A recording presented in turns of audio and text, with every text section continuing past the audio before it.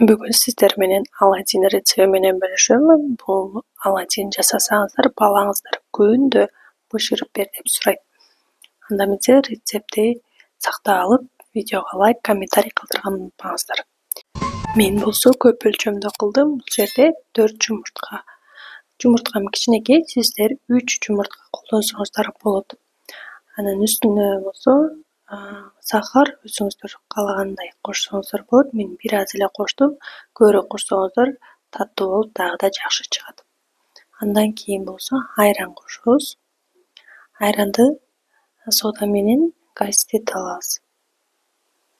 Же болбосо ушундай чогуу салып эле, андан кийин соданы салып аралаштырсаңыздар болот.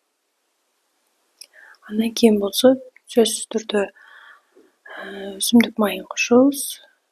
2-3 аш кашык кошсоңуздар болот.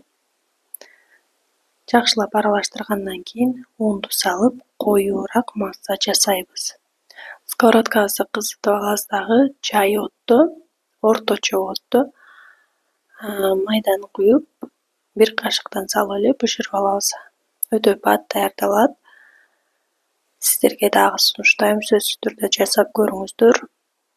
Пайдалуу болгон болсо, видеого лайк басканды унутпаңыздар. Тамагыңыздар даамдуу болсун.